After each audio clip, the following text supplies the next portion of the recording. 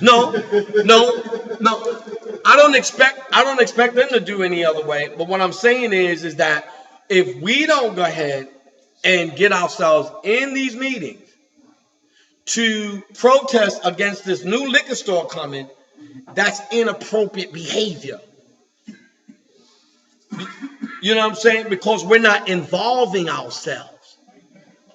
Our neighborhood association actually meets the first Monday of every month at 7 o'clock, so we know this in advance. Absolutely. But what I find curious is that Johns Hopkins has just made a proposal. They're wanting to build a facility in our community, but they met with the executive. Yes. Yes. So why are decisions made behind closed doors? Yes. And then presented to the community? Yes. I guess inappropriate behavior. Some of us need to get on the executive Absolutely. and change. And so I sit sometimes on the Coppin State Board. They have meetings and Kathy Pugh's there, and I go and sit in and everything. I ain't no letters and all the PhD, XYZ, LMNOP. I go there and sit down. I am my own representative. I'm coming in. See, I came from that stock. Yeah, I came from that stock. So what I'm saying is inappropriate behavior are things like that. When we got the liquor stores, but we could have stopped the liquor store. So that means that we got to send somebody as a secret agent to the next meeting to complain that the flyers are not being put a week ahead. Otherwise, they're still going to practice the inappropriate behavior. You see what I'm saying? So, like I said, these are the things that are very important. And like I said, I just want to give you that Hegelian dialectic. I'm going to close out. But I want to give you another thing for those who are social workers. The Universal Declaration of Human Rights of 1948. Okay? The Universal Declaration, this is Amnesty International. Okay? And so, Article 15. Everyone.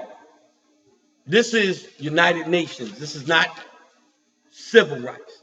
This is human rights. And if you're going to be a social worker and you're going to be dealing with this, you're going to deal with human rights.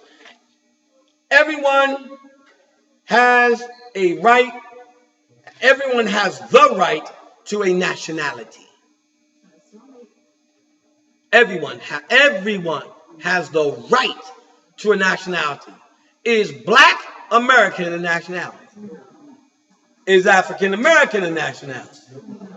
Negro, Afro, okay. People of color.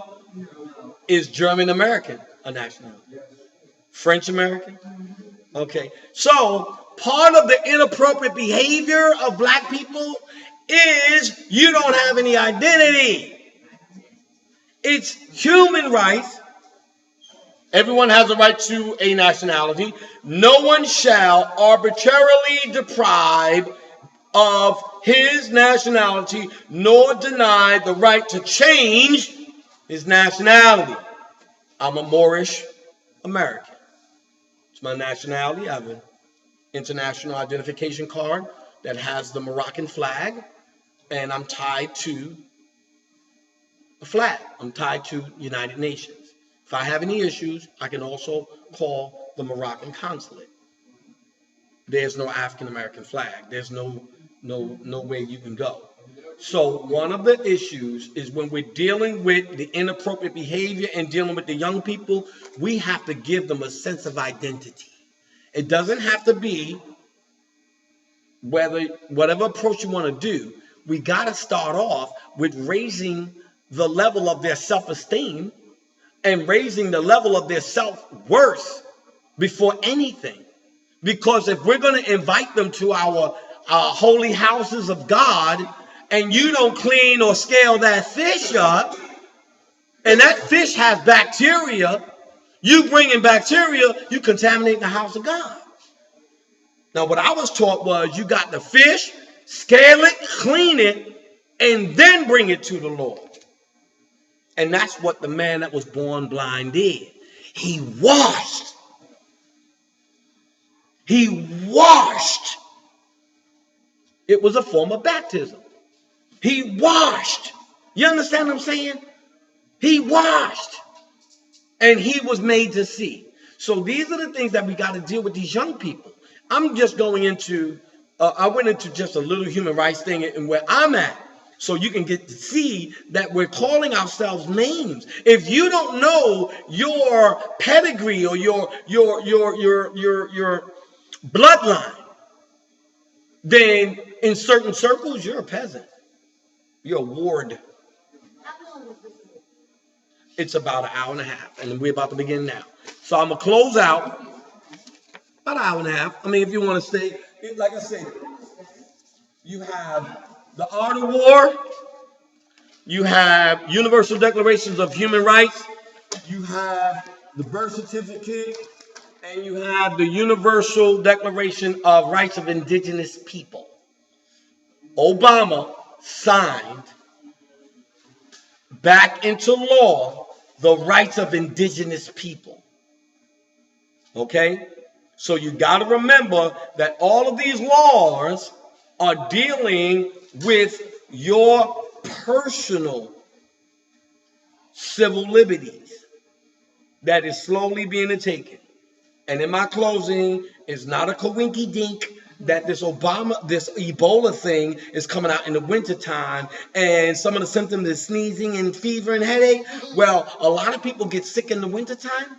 So I could just imagine people coming to the hospital in wintertime and just, miraculously just happen to maybe, they got Ebola. Immunization shot. And so I'm just sharing with you, inappropriate behavior has nothing to do with what was done. It's what we're going to do now. You know what I'm saying? You got to look at what was done, but I can't survive off of my mother's 1940 mentality. My mother told me one time to get some like salt and pepper in my pocket, and if somebody comes to me, put in their face. I said, Ma, they got mace today. Pepper spray. You know what I'm saying? I'm not going to eat with my hands like an Arab when they have forks today. So what I'm saying is we take from the past and we use it as medicine for the current time. And that's why the master teacher in the Holy Bible, it was the everlasting gospel. The everlasting gospel. Why? Because the same thing that was going on back then is going on right now. You know what I'm saying? When he came along, they was making money from the people. You know, taxation without representation. Well, he came along and he threw a little spirituality in there, and he said the kingdom is within you, and they started doing a little bit saving and everything, and they wasn't spending no more money. And all of a sudden, hold up, he messing up our program. He coming on the block messing with our money. We were good with the sheeple. We were good with them being deaf, dumb, and blind and coming to us for their salvation. He said, no, the kingdom is within. It comes without observation. He said it was your faith that healed you. Everything he said, he was directing you to your own inner consciousness, your own inner development that's there at birth. It's divine. It's divine. So the inappropriate behavior is the removal of divinity and the replacement of an android psychology. And I'm going to close.